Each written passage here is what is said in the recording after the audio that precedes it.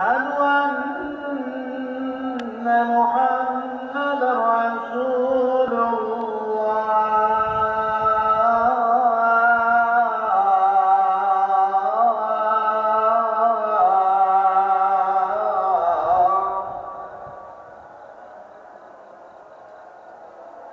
حي على الصلاة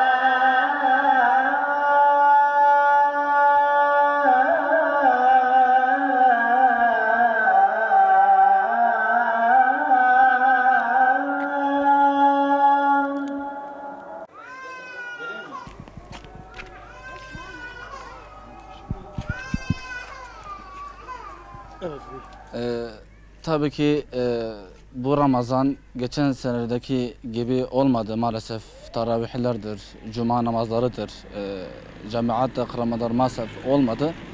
Rabbim inşallah bu Ramazan'ın feyzi ve bereketiyle inşallah bizi bu musibetlerden, salgın hastalıklardan bizi tenzih etsin inşallah, musibetleri korusun inşallah. Ve bugün aynı şekilde geldik.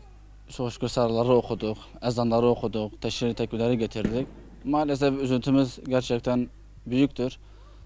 Ne yazık ki teravih yoktur mesela, cemaatler de yoktur. Gerçekten üzüntümüz büyüktür. Rabbim inşallah bir dahaki ulaştırırsa inşallah Rabbim inşallah. Cemaat de kılarız, teravihleri de kılarız inşallah. Cuma namazları da cemaat de kılarız inşallah. Tabii ki bu oruç Ramazan'ı da geçen Ramazan gibi olmadı maalesef. Yani çocukların doğurması, insanların böyle camiye gelmesi maalesef olmadı. Tabii ki bunlar da musibettir. İnşallah yani insanlar bu musibet karşısında biraz direnmesi lazım ki Allah bizi korusun inşallah.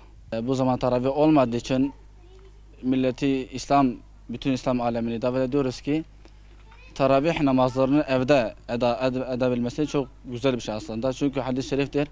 Diyor ki el cemaatu rahmetun vel fırkatu azabun. Cemaat rahmettir, fırkat azaptır. Onun için Müslümanlarımız evde kılmaları daha hayırlıdır. Çünkü hani bu salgın hastalıktan dolayı camileri kapatıyoruz. Evde kılmaları gerçekten daha hayırlıdır, daha sevaplıdır yani. Evet.